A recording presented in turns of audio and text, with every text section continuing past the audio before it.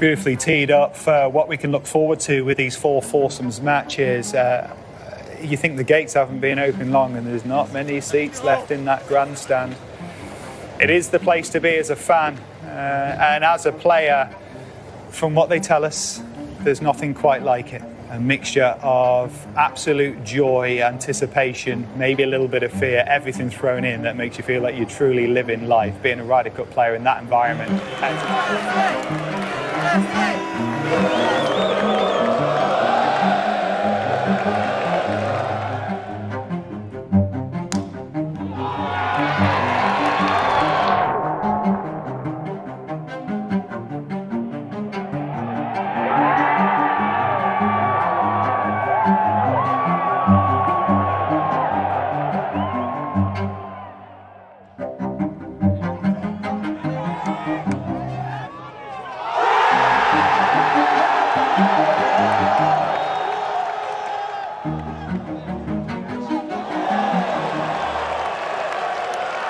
Well, I mean, I've got guys I can lean on when it comes to what I articulate and what I, say. I think they have every right to be frustrated, number one. Number two, what I've seen so far, I mean, granted, I've been doing some other work, but I've seen some guys, and basically what we've come up with is once we leave here, it's done. And they're essentially leaving right now, so it's done. Today's done, and there's more opportunity out there. 28%-ish of the tournament is done, so we got 72% left. That is a lot of opportunity. I'm extremely proud of their fight and their character. I think when you have adversity, when you have challenge, you can kind of go one of two ways, and they decided to do it with class and character. It can breed momentum.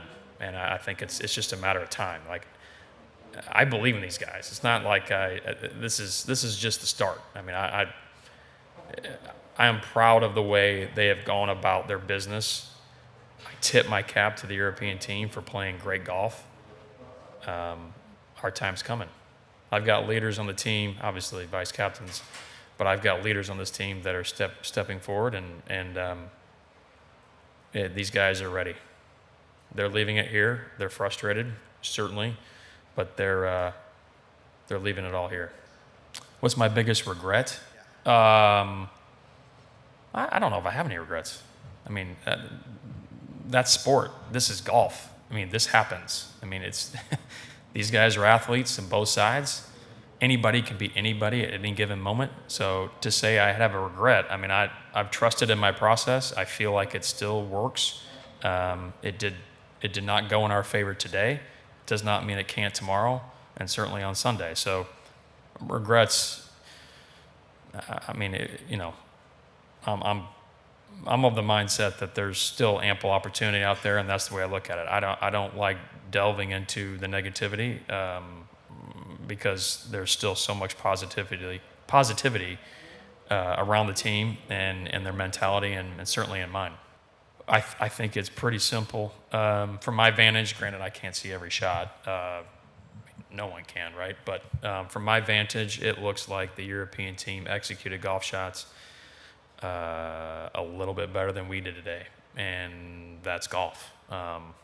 So you tip the cap to Luke and his team.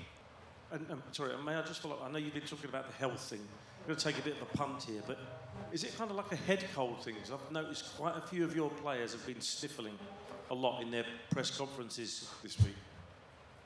Yes, we've got some congestion and some just signs of things that are unfortunate. I mean, it's one of those where, sometimes the energy is probably a little low, but the ability and the desire to go out and play is still there. So that's what we're weighing. Every one of them still wants to play every match, which is encouraging. And physical strains of playing in the Ryder Cup and being involved with it. A lot of your players, though, haven't competed for some time since the FedEx. Did you feel that had anything at all to do, possibly a little bit of rustiness this morning? Well, yeah, I mean, we did look at some of that, those notions. it's one of those you can hash it out a number of different ways.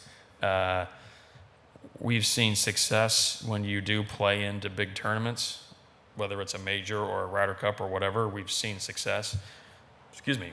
We've also looked at it and found success with a lot of rest off. There's something to be said about rest and recovery and preparation too. So I don't know if it's fair to, go one way or the other than that. That it's too subjective and too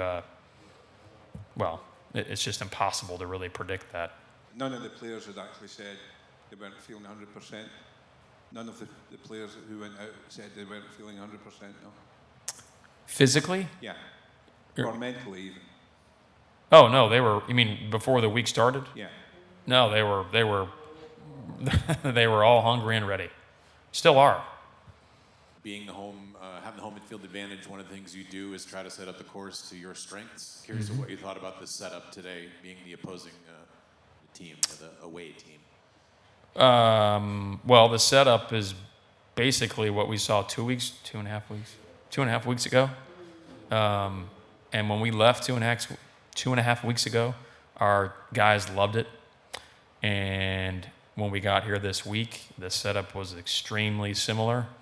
I mean, if the greens have fluctuated in speed, it's been by a minuscule amount. Either way, I don't know. I mean, you'd have to ask the greens crew.